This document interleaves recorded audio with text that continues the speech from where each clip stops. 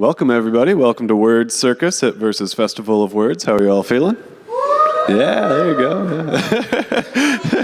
Yeah. Well, thanks, Reggie. My name's Johnny McRae. I'm glad to welcome you into the space today. I'm very excited about this. It's always one of my favorites, and I think we have a very dynamic mix of artists for you today. I'm very excited to have them all up.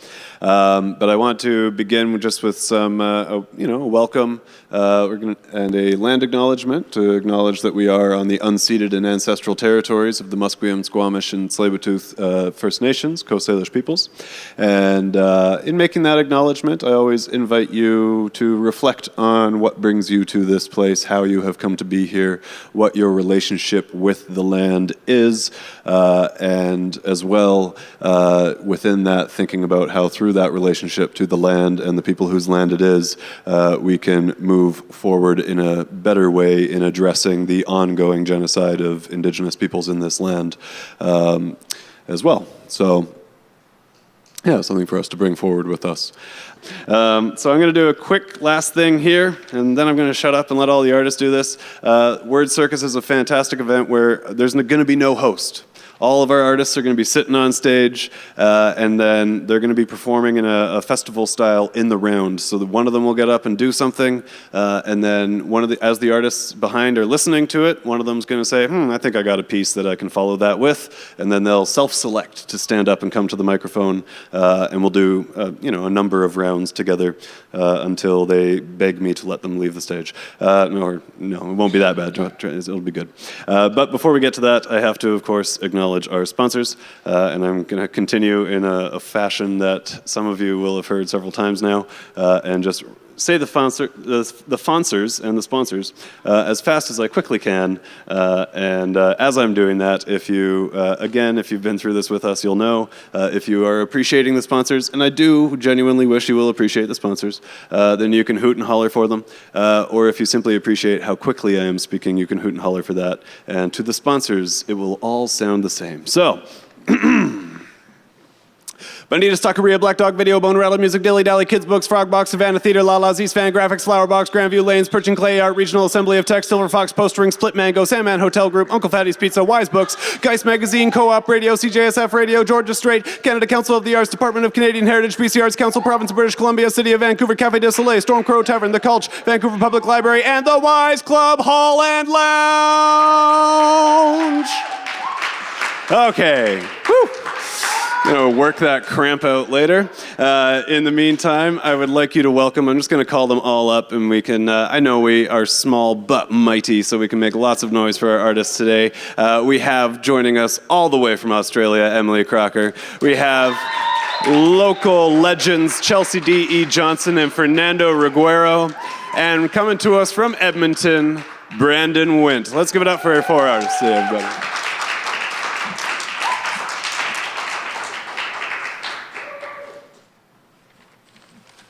Thanks for having me. It's been a long time in front of a crowd reading poems, so I'll get right on it. This one, I like doing this one first when I'm featuring, because it gets people prepared, kinda.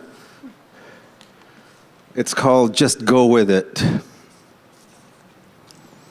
You will not get all of it. This is okay. At some point, a panda will come out to give the unicorn a wedgie. Just go with it. Ignore the flying goat, he's just garnish. There will be a circumcision sing-along. Then a 7-foot-tall leprechaun will come out and tickle your funny boner with a feather. This is when you're supposed to throw the marshmallow. There will be a door prize of 100 years' supply of toe floss. The headliner is a little strange. Actually, he's a lot fucked up. But this time, he won't be armed. Just go with it. He will only suck if you want him to. Most of the time, he'll be talking out of his ass, literally. But he will make up for it by saying interesting things. If time allows, there will be a crotchless diaper hot dog eating contest for vegans. Here is your helmet and raincoat. Don't forget to buckle up, and please enjoy the show.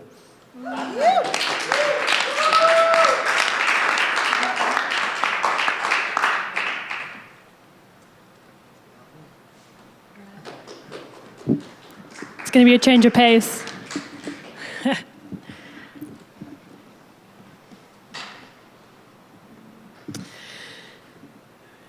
And in your sleep, you spoke of utopia. I saw you, a weeping tear on the linen, peeking through the wound in our rest, and it was revolutionary.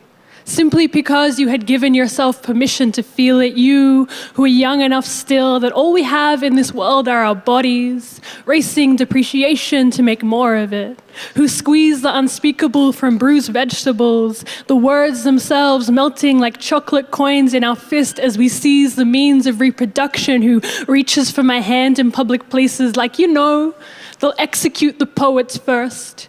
For our dirty talk, the names I enter you with defy history. Call me the most offensive sour milk carton that's ever into you from a passing car, and watch the curds become beautiful, globing like lace curtains on our breathing skins, and carry on cutting your hair and dipping your black market biscuits amongst our dappled friends, and our dead heroes carry on stroking the hard air as it swells with blood, and I will take everything you could be into my mouth and suck on your hopes until they detonate on the steps of the departments, whichever spited us most recently.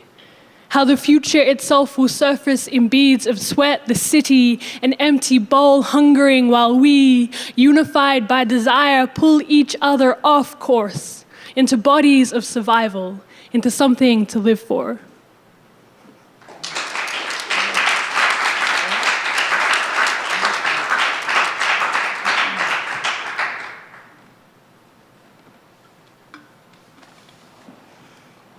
All right, gorgeous. Yeah, awesome.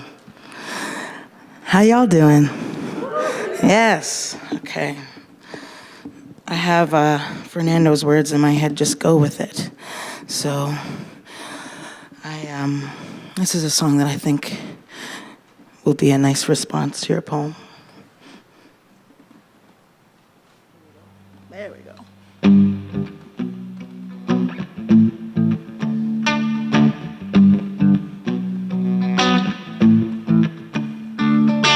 Please, please, comfort me. Please, please, comfort me. Please, please, comfort me. Yes, please, please, oh, comfort me. Want you to know it's time to let me go. We all ache sometimes. In the cool and the snow, but my heart is so grown. So I came back, yes, and I laid it on the line. If I had my way, go back to that day. You and I would sit down, yes, and we heavy says I cry when the sun shone bright. Ask myself why. Always had a real good old time. I know change ain't gonna come. I feel it on the wind rolling in. I know change ain't gonna come. Feel it on the wind when it's running in. I know.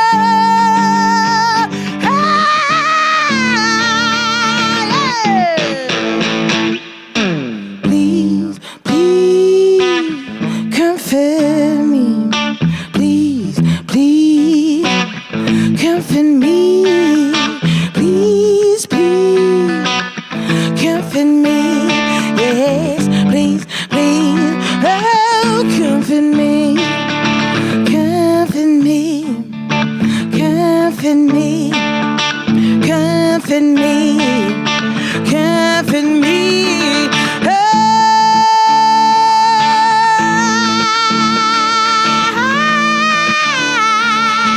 Comfort me, yes. Oh, oh. So I laid it on the line. Didn't want you to know. Laid on the line. hopes my spirit grows. Lay it on the line with a drunken stature. I lay it on the line. I say, can't you lay it on the line? Hey! Lay it on the line. Lay it on the line. Lay it on the line. Please, please, comfort me.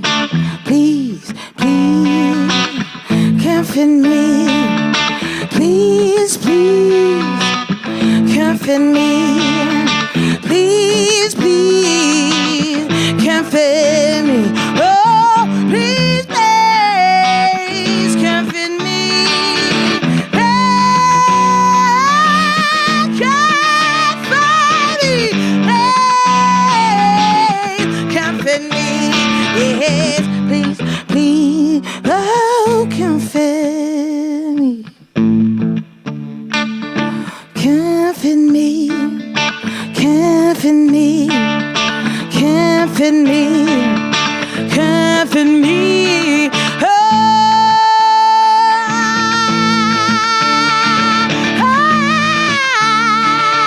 comfort me. Yeah. All right, thank you.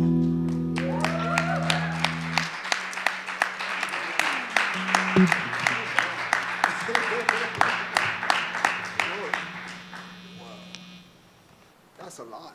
That's a lot. This is a long song. This beautiful poem. Oh my goodness gracious. Tough act to follow, but they all are. This poem is called Birthright. If gulls can halo the sea, or adorn with off-white feathers translucent vermilion crown of a July afternoon, then nature means to say there is no animal too lowly to touch life's majestic head. There is no shame in having fingers without rings, or those made more for poetry than kingship, if it means I haven't had to spill blood or conquer any man outside of myself in order to press my hands against the richest parts of this world. Sure, I have felt in a handshake violence squeezed between two palms, like the heartbeat of a mouse against the metal of a trap. And I am not so free as to claim I am my own master, but I am unbound enough in the chains we each inherit, that freedom still speaks to me in a voice that is sweet, or a song like as the sparrows that peel the sun from its heavy bed each morning. I mean to say that I am alive, and the universe is a mostly cold and unknowable place, yet somehow I am not. And that is an innocent enough miracle that anything my body touches leaves in its wake a wealth of gratitude. The lips of mercy have fallen so often on my skin that I am as tender always as a bruise is to touch. So among the things humans can give, there is nothing I need to grovel for in order to dignify myself. Already, I did not ask for life, yet the soft, bewildering fold of creation opened, formed a womb around the idea of me, until the unlikely truth of my pulse was proof enough of purpose and a worthiness as pure as the gift of birth itself.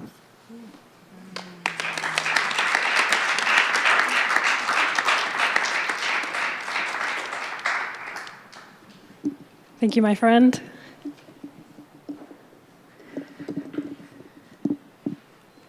You only come home to dig graves. Now all our childhood pets are dying. You think of them sometimes. When it rains or an old squeaky chew toy is retrieved from the bottom of the garden, the grass seeds sprouting amongst seams of dog's teeth 2 feet below the lavender bush. But when your grandmother was your age, she buried a stillborn loaf of bread wrapped in a lavender print tea cloth so her new husband wouldn't know she'd spoiled the flour. And 2 feet down, the premature dough, proofed anyway, blossomed like a black eye until the glutinous monster broke into daylight. And when you were born, your father put a Subaru on finance because he wasn't in debt enough yet to be granted a mortgage, and chants this story. Like the only reason you were sent into the yard to pick which apple stick you'd like to get flogged with is because he promised himself it'll be the greenest lawn on the whole damn street, pissed on it every day through 10 years of drought until the neighbors sent the cops around to show them he cemented it over and put in a saltwater swimming pool now. He has no lawn and all his childhood friends are dying. Thinks of them sometimes. When daylight beats through, there are too many empty beer coasters on the back patio card table overlooking that damn pool, and for now, you count up the slices and bury the funeral loaves to avoid the payday bank queues. You hope that bread will grow on trees, if only you indebt yourself to the ground.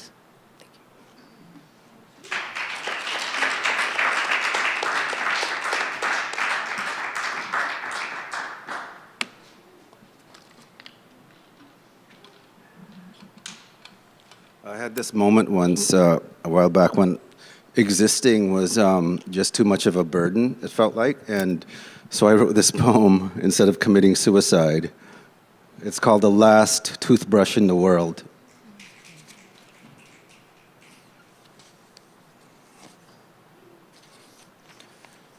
I get uncertain.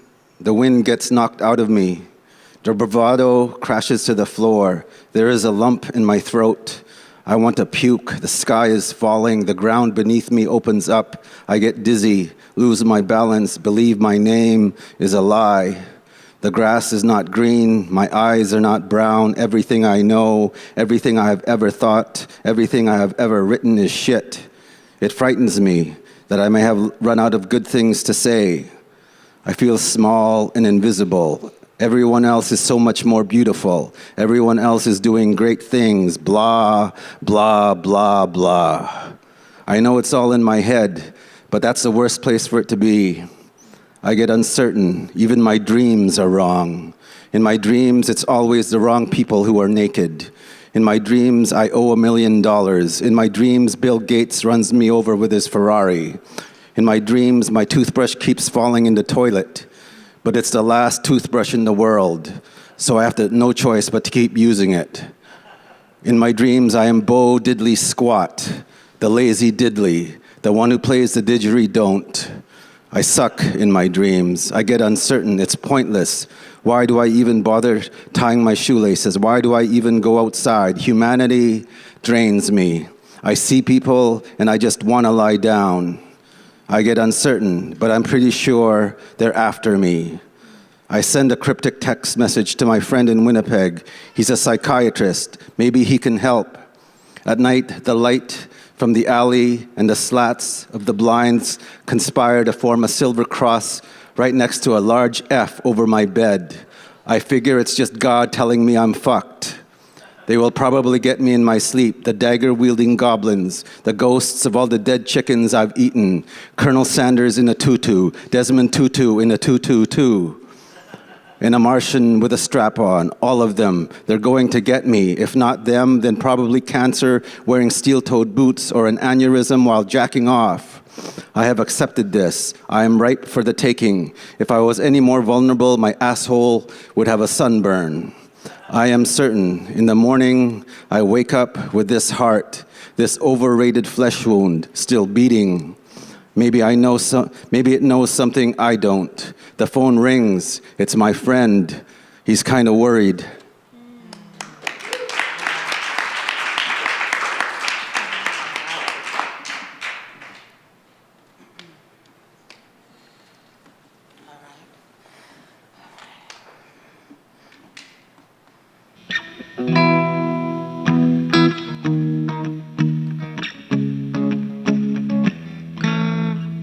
Sorry.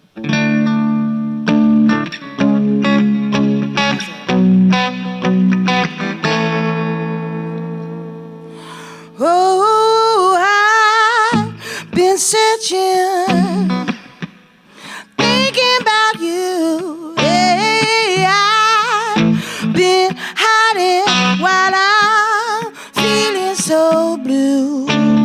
I've been searching, I'm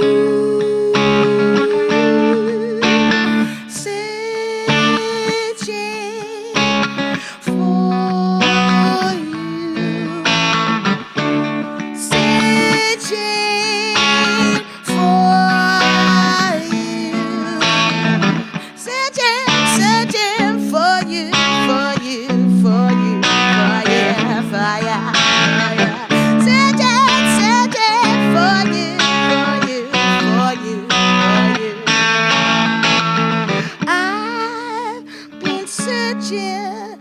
I'm thinking about you.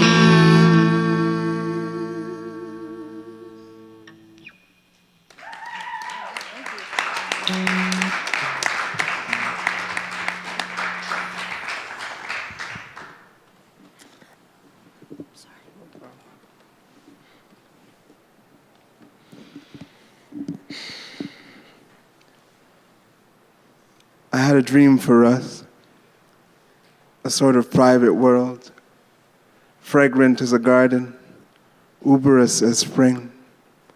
Had a dream of us as sunflowers, rising, twinned, stems entwined like the limbs of dancers, thoughtless, but for the logic of joy. Had a dream of us in a river, a strait, a channel, whose waters folded over us like hands, like prayer. Had a dream of us naked, nearly, as our excitement was, swimming, our bodies slick as otters, lithe as seaweed, as intentions, as love is when it is warm. Had a dream of us praying, always praying, silent in our devotions.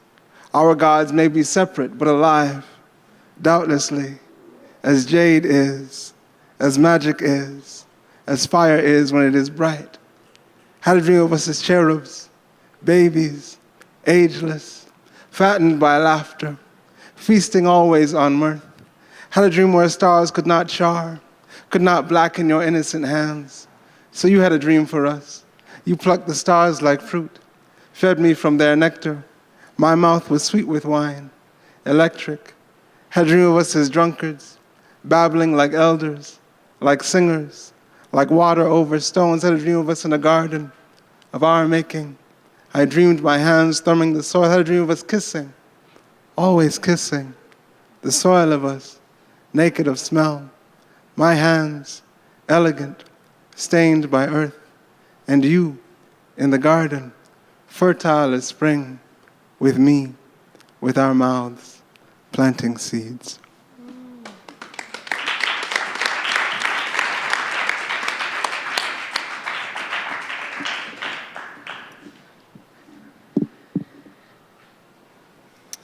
Then, the pantries in our childhood kitchens choked with tins of fruit, because $10 per kilo for bananas was just the start of it. Don't you put those pineapple rings on your burgers, kids. We're gonna need them when they turn the produce freezers off. We're gonna need them when your father swallows all of the Valium. But today, I hack the rind off a watermelon while she showers. Fucked and still hungry, we suck on the chunks and tongue fibers from the back of our teeth. Sweating into the couch in front of Shark Tank, she says, "Fruitful is so sexy, honey. Tell me more about the berries in your belly as a drop of bland juice runs into my ugly navel." And a friend asks if we were made this way as an act of artificial selection, because all the women I have ever loved have been insatiably frugal, bred to bring in the broken nets for mending with their barren dexterity. One darns socks with strips of her dead grandmother's hosiery, oyster-colored stockings, a type I would never wear, but why buy new socks when the world could end tomorrow? Even if Aldi has Father's Day specials this catalog week, tell me, what do garden tools have to do with fatherhood? What good is the plant for eating once it has gone to seed? The women in front of us at the checkout always look so famished as they stock up for the whole brood, Uncle Toby's cereal and Heart Smart mincemeat. They nod anxiously at our trolley load of canned beans, our attempt at the good life. And back home, I pull the plastic wrap from my zucchinis before any house guest can see. Their glossy bodies know no trauma, how I envy their domesticated, useless seed.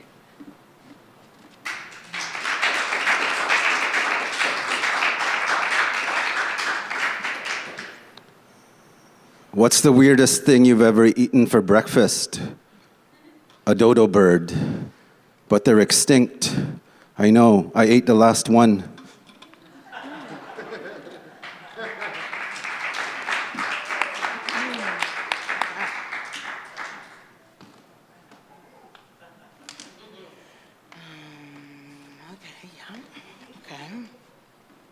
Okay, okay.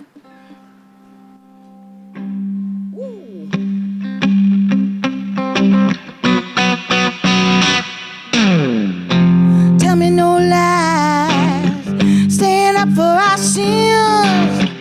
This risky business of heartache and wins. Yeah, if I'm running, I got the devil on my tail. Yes, I know the sun is coming, and it always will. I'm gonna do what I do all the things that I want to. I'm gonna do what I do all the things that I put you through. I'm gonna do what I do all the things that I want to. I'm gonna do what I do all the things.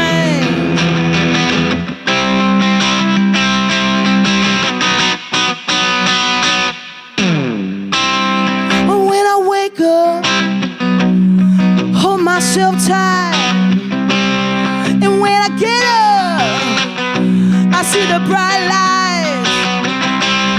You said, Hector, now wasn't that right? You see the power in my face. You get yourself a thing.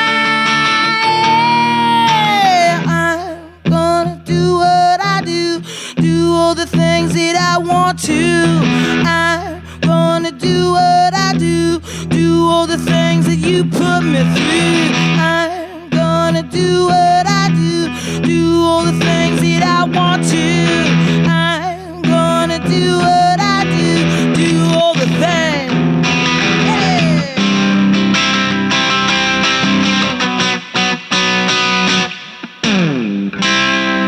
When I get up, hold myself tight. You said, Hector, now wasn't that right? And when I stand tall, I wanna make it right. You see the power in my face. You get yourself a place. I'm gonna do what I do all the things. I'm gonna do what I do all the things. I'm gonna do what I do all the things. I'm gonna do what I do. Yeah. Hey.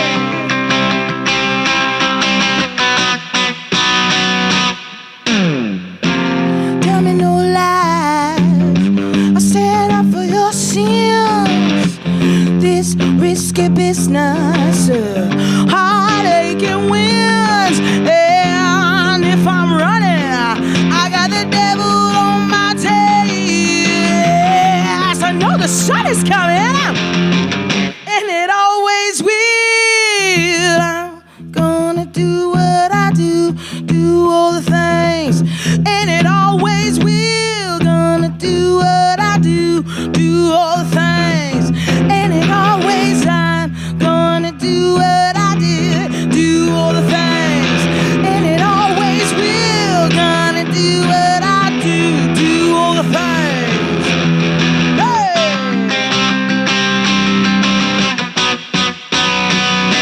Yeah!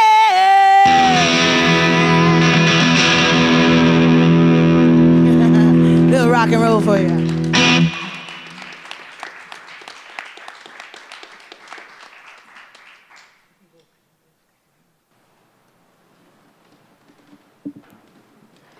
Has anyone ever had like a really freaking wonderful breakup? You're like, this is the best experience of my life. No. All right. Nope. What's the problem with that? On the IKEA mattress in that first apartment, sweating Sydney from every pore, we became two left-hand parentheses, like flower pots, backs curled against everything, before the alarm waiting for you to flip around and fill my blind spot.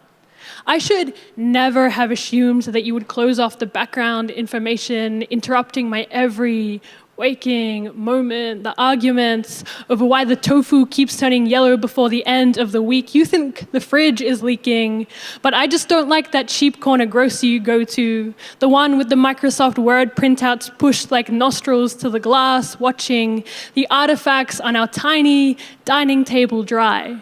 Departmental forms unfilled, not because we'd run out of things to say to each other, but perhaps because we were too much like real family to fit on a single-sided attached A4 sheet.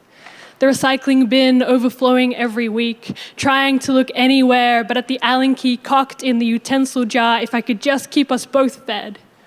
So I told you, as we were nodding off, that I was going to become a refrigerator technician. And maybe then I could really make something work instead of all of this packaging up our pillow talk and selling it on for less than the recommended rate of pay, instead of the ceaseless game of Snap racing each other to bring home a commission or the door split from a show. And that night, I dreamt I was the greatest refrigerator technician of our generation. And in the morning, eager to get my hands dirty, I shuffled that smooth white hulk away from the kitchen wall and reached right into that backside cavity to pull its mechanical guts right out of its ass and fix that goddamn leak once and for all, but I found that the fridge was actually stuffed.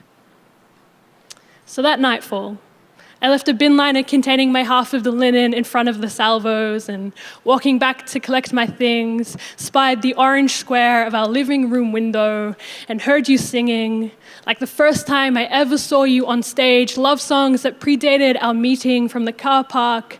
I mouthed the words like tracing my lips to yours a final time, for now at least, 'cause it all comes with you, doesn't it? Rattles like beer bottles and the occasional crushed tomatoes tin not rinsed properly. Reminders that 2 lopsided haircuts are better than 1 in the charged night.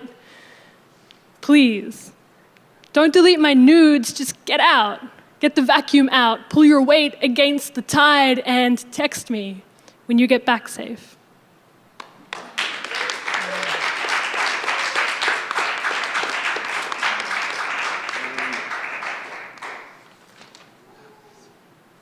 Yeah, I lived with a woman for like 6 years, and she was an artist, and this is my poem to her. It's called Tribute.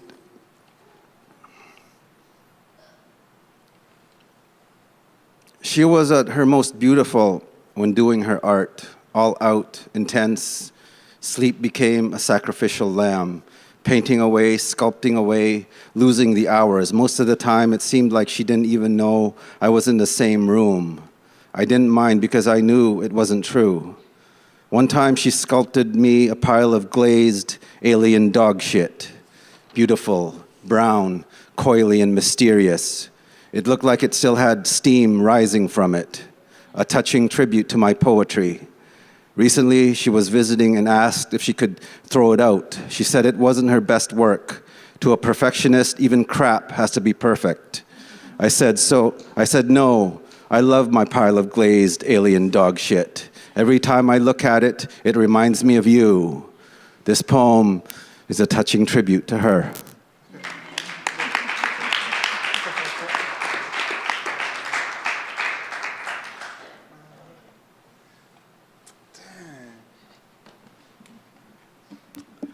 I left all my breakup poems at home, unfortunately. Yeah, this is somewhat different, but whatever. Just roll with it. My grandfather used to joke that I am not from anywhere, which means I can carry my name into places where my bloodline outstretches rivers. Swing it like a hurricane lamp into the moth-thicketed darkness of every Barbadian night, and no one will turn their head knowingly toward its light. I can send my name ringing, bell-like, over the green-flamed Jamaican hills where in boyhood my father picked oranges, and no one will stretch a hand to my face, press a soft thumb into the contour of a cheek, searching for the ghost of my grandmother's face coming alive in my own. Even here, where I have 3 decades of flesh in the wind, the name Canada sits uncomfortably on the land. Under my feet, prairies shift like fidgeting children, trying to loose themselves from a moniker spelled out in the granular luster of bone. Even my name reeks, with the iron of other people's blood, though it was only thirst. Elder Trudeau's throat, parched of cheap labor, that sent my family here, replaced the Atlantic with snow we shoveled like memory away from our doorsteps. We were only chasing the Queen's face. Our actions were as commonplace as the notes that bore her image. And sometimes thirst is so large, it becomes a country without a name. And I cannot say whether my grandparents were thirsty or whether this country lusted for the salt of their sweat-slicked backs. But I know I am from whatever mouth Canada craned open, whatever force swallowed Chesley and Caroline, and sent them into so many sun-starved mornings to wade into the fetid belly of work white people found themselves too privileged to touch. So my grandfather used to joke, "Boy, you ain't from nowhere," and mix it with the laughter of my childhood. He meant that he knew that neither the brine of immigrant struggle nor the warmth of any place called back home could raise a keloid on my arm. I am marked instead by 3 countries I cannot fully claim, or else I am from all the stories he is too old or tired to tell. He does not say how many uniforms he's worn, or how his hands are brittled for those who would not pronounce his proper name. He does not say how much of the milk clouding his eyes is from racism's pill, steeping in the tea of his memory. He only holds his belly and laughs, like the spill of years, gathered in his husky timber, is the only place I could ever really come from.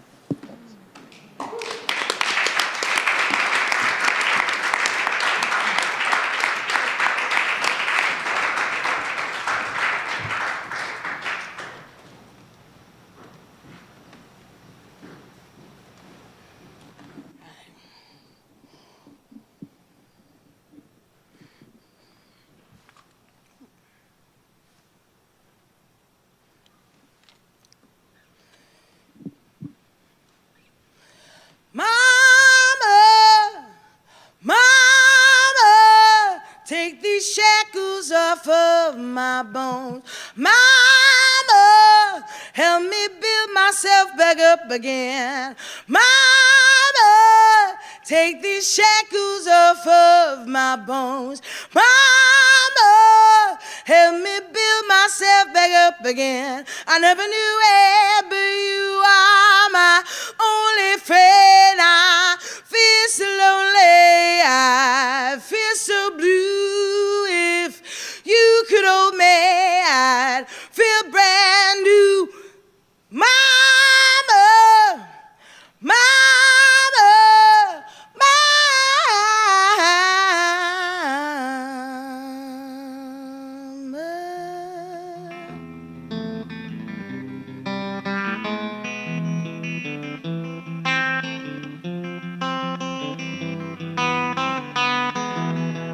soft kisses, fake embraces, singing to my poet. Cross boundaries, across all of my boundaries, I glide across the floor. Sitting quiet, won't you look at me? Green eyes, who will silently talk with no expression, hiding how I feel inside. 3 bodies lay beside, hearts beating downward, glide for the affection is all they need now.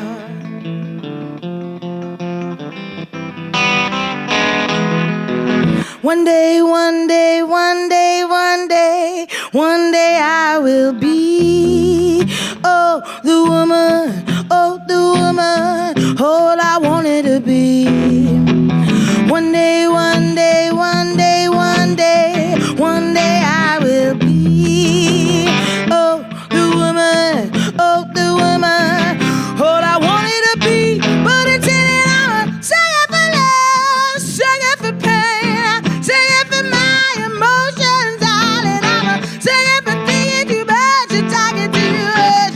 Sugar, 'cause I'm a sucker, sugar for love, sugar for pain, sugar for my emotions. 'Cause I'm a sucker for thinking too much, talking too much. Sugar, 'cause I'm a sucker, lane, happy and free. Come on and wash over me, wash over me. And the land, happy and free. Come on and wash over me, watch over me in the land, happy and free. Come on and watch over me, land happy and free. Watch over me, watch over me, watch over me, watch over me, land happy and free. Watch over me.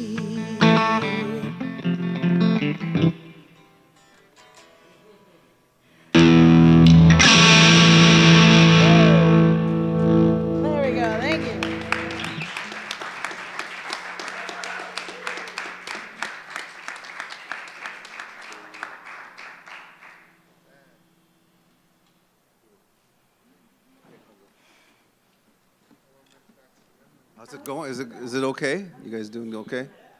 Not too creeped out or weirded out?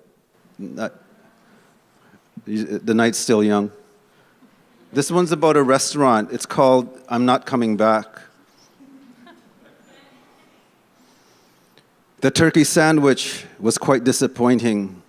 The quiche wasn't to die for, but it would probably kill your dreams. The finger food got 2 thumbs down. The Ovaltine was overrated. The crepes gave me the creeps. The calamari was mocking the onion rings. The mussels were weak. Just like the waitress, the bisque had crabs.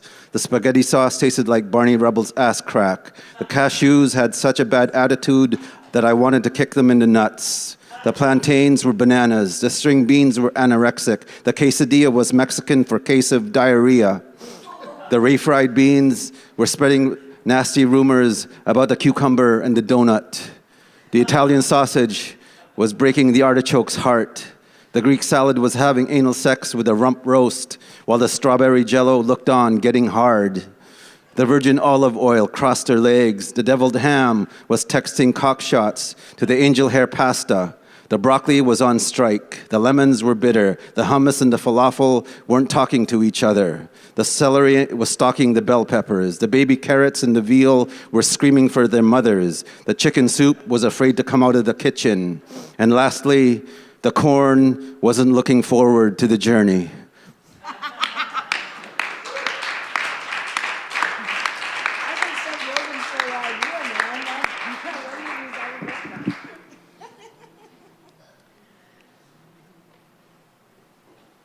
Today, while you were out at work, someone installed a microphone in our backyard. They padlocked it to the patio, and now I second guess everything I say. Everything I say, like who owns that parsley plant, or the drooping laundry with all the new pockets cut in, because it's not home, but not home either, right? Like, not that each other are lost, but not that we are not lost either. You know that these times are not to be trusted when having your name on the lease feels like the height of security. We chose this one. Out of all the places we would never own because of the space in the front room for an air mattress, just in case anyone needed to steal a body. Because the poem, it is a time machine, and I am trying in careful metaphor to trace back through a trail of parts of myself severed in the constant shrinking and expanding until they could be of anybody, and you won't ask me exactly what I meant when I say this time, I'm so pleased to be a soft landing. A recipe for washing powder, a cracked phone screen, an ear on the inside making unauthorized records. The copies, they unfold like linen, but when I say love, what if you take that to mean I stole the change from your car ashtray? What if they take it that way? Because the whole fence around our rental is itching with the tissue lint of forgotten history. And the guy who installed the microphone, and I know you can hear me, Neil, he said only measured decibels. But how can I trust anyone who would be so earnestly uncompassionate? Because this house is always not understood, but not understood. Listened to the whole throbbing continuum, wobbling as it does through the hot water system, through the too thin bedroom walls, a tin can intimacy, not romantic, but not tender, with optimism, and still our voices are tangling in invisible nets every moment, until the only name you can use is the noise we make to get your attention. If we could just resist in this one last stronghold, the exchanging of data for services, and yell over the construction site, over the passing trains, about all the things we can't say.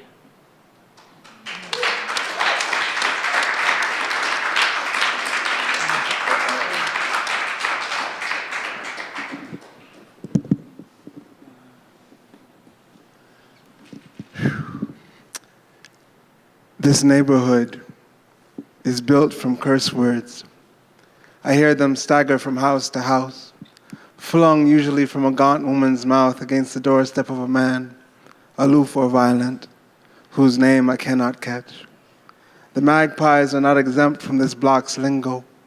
In June, their voices twist from romance into a stone-coarse dialect, as fledglings are pushed loudly into the delicate buoyancy of flight, squawking as ambulances screech down 95th Street, attempting their own dominion of movement and converting in their wake the language of curses into prayers. For my neighborhood, poverty is not only a threshold, it is a clutch of sounds, a tree of nicknames, the dial of a boombox beating soft rock onto a sidewalk. To be without money is to forage for new gods in a land that whittles all holiness into the metal of a dollar, the fabric of a bill. And many have chosen for sermon or morning prayer the disquieting psalm of needle, of opioid, of addiction thundering inside open veins. And these devotions, heavy as they are, carry with them their own righteous free will, and do not lift the common sirening of police cars into any rung of justice, nor make gentrification's blooming murals any less grotesque. This community, many late mornings, jolts me from sleep with its screaming, but I still want to kiss its forehead. These streets are my elders. These noises are mine too.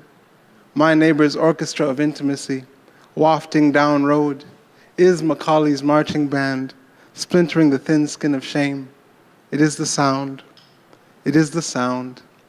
It is the sound a city makes when its secrets are in the light.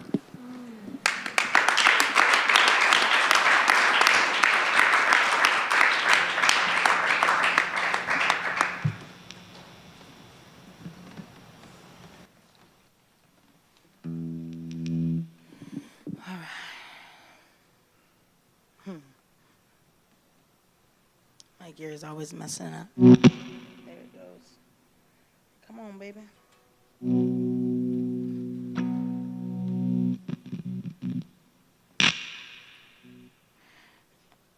Find that sweet spot.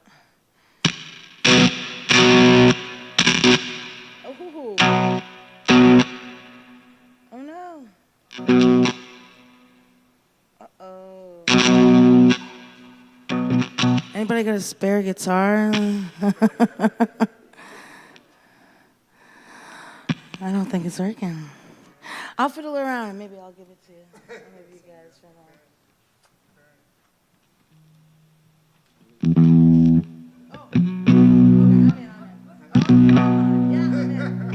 Okay, I'm in. All right. Runs in the family, runs in the family, runs in the family. That's why I'm crazy. Standing on the tightrope, looking at the true waters. Best decision is just to fall in. Yes, it is put on my water mask. Yeah, I'm gonna try to swim, but the water's too thick, I'm not really moving. Yes, it is vacuum you've created. Will it spin around inside me? Yes, maybe that's just what I plan to happen. Yes, it is singing like Jimi Hendrix. Mass confusion, irrational. I'm having a hard time. Oh, function, rinsing the family function, rinsing the family function, rinsing the family function, function, rinsing the family function, rinsing the family function, rinsing the family function. I'm gonna wash you out of my hair. I'm gonna wash you out of my hair. I'm gonna wash you out of my hair. I'm gonna wash you out of my hair. Maybe I shave my head again. Head again. I'm gonna shave it off. Oh, come on.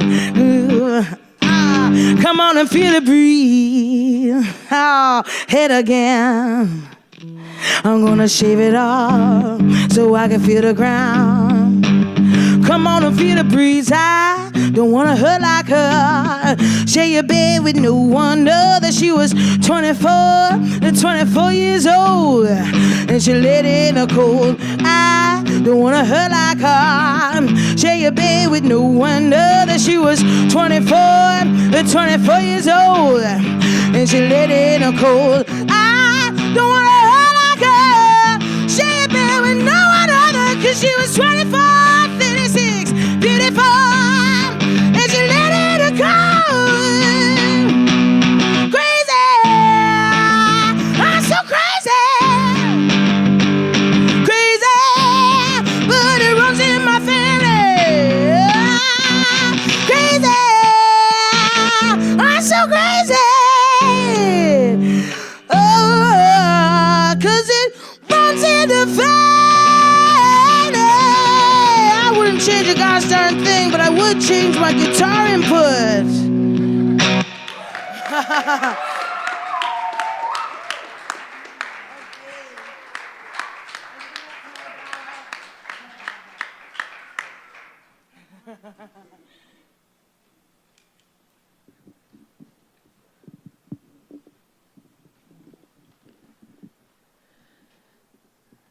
Like emptied prayer flags, anemic and unanswered, damp tea bags flap cold on the washing line retrieved from the compost bin, hunched in a colorbond corner, re-ingesting discarded parts of myself by the mugful, belly full of hair clippings and coffee grounds.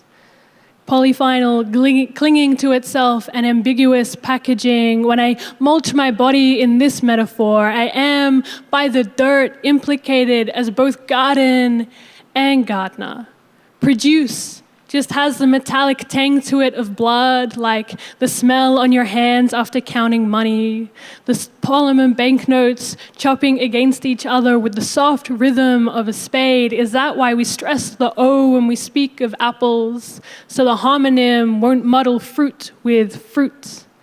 But a stinking breeze haunts my mornings. We howl together, a stressed oh over the top of the garbage truck beeping and spluttering down the streets, and I mourn the space I take up, eat myself down to the last scrape every time, but for now, suspend the plastic things like balls from the hills hoist, a grim orchard in full bloom.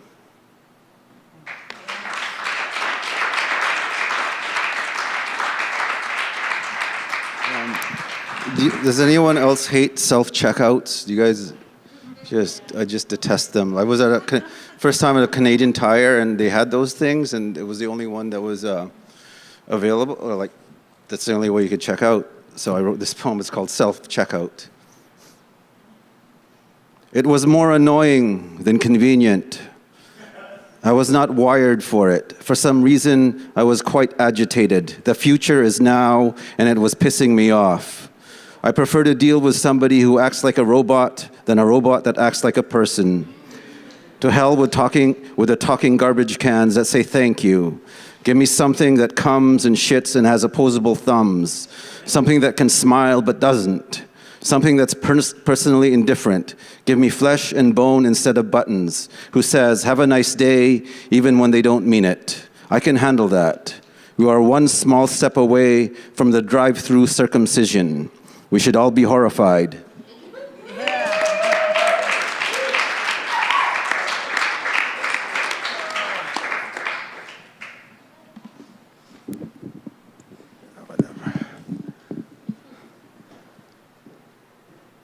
A deer with its wet white eyes, gnawing the untouched darkness of rural night.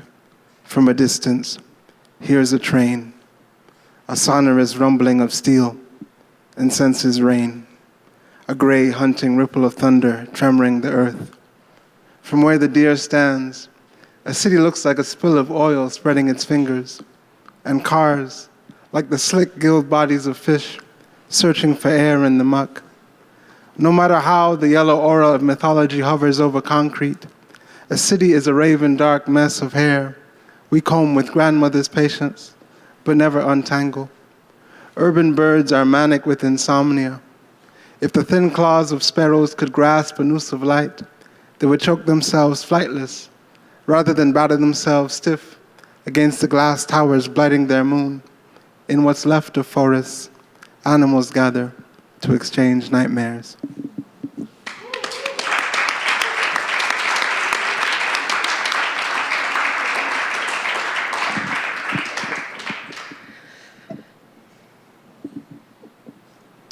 And I'm gonna run up to that again. And when the world began to collapse, not one of us noticed. The buzzing of honeybee wings started to fade. The survivors kept dancing. All candy-striped suited optimism trying to show us the way, but we took that as madness, refusing to hear the orchestra performing a prayer to the peace of a species whose only weapon is self-destruction. How much we could learn. And from their beds, the marigolds turned their faces into the breeze to send out one last quiet breath of love, but the buzzing wasn't there to catch its pollen kisses, and you crossed through the park to the station at the same pace as ever. How funny that none of the supermarkets have zucchinis in store, and the sparrows didn't build a nest in your roof this year. You slept through till midday without cheep scratch to wake you, and the buzzing faded. And the buildings stood obstinate, demanded that if we must leave early, do it quietly, watch the domino row kind pass somewhere in the burning evening. A distant siren howled, why, oh why, oh why, so you reeled the windows up, and the buzzing silenced. And those last lavender heads shuffled in their dark audience, whispering, blinking as one witness bared to our shortcomings until the buzzing faded completely. Then a toffee apple hung from the ghost gray wattle carcass over the deserted bee boxes. Yes, Sylvia, this is the silence you wanted so much for. Take an indulgent bite. Finally, how rude to not swallow the meal as it seals your voice, sticking down your throat like honey.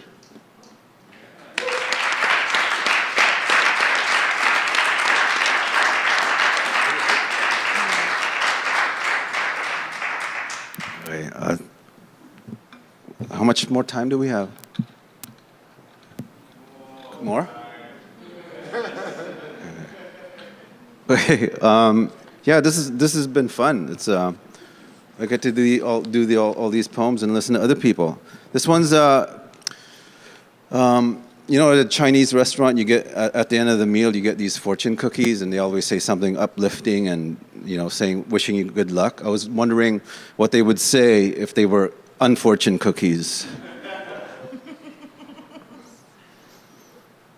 The cook ejaculated into your hot and sour soup. Those were balls, but they weren't from a chicken. You are about to be audited. Your blow-up doll wants to break up with you. You have a face only a drunk mother could love. Ed McMahon will knock on your door and declare you owe $1 million. Congratulations, you just made it onto the no-fly list. You're so fucked up that even Charles Manson defriended you on Facebook. You were not hugged enough as a child. You were not hugged enough as an adult. Your grandmother can see you masturbating from heaven. Your therapist has to see a therapist because of you. Even Santa Claus thinks you suck. The tooth fairy is coming over tonight to knock your teeth out. Jesus loves everyone, but you.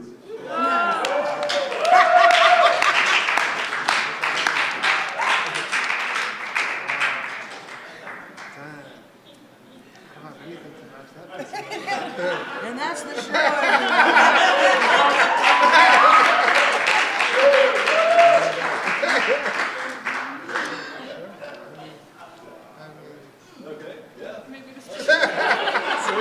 All right, you can always trust Fernando to kill the show. So there you go, everybody. Let's give it up. We got Fernando Raguero, Emily Crocker, Chelsea D.E. Johnson, and Brandon Wint.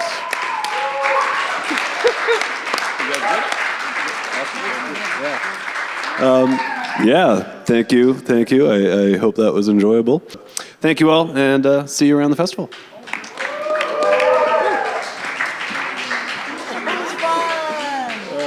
Thank you for your poetry. Good to see you.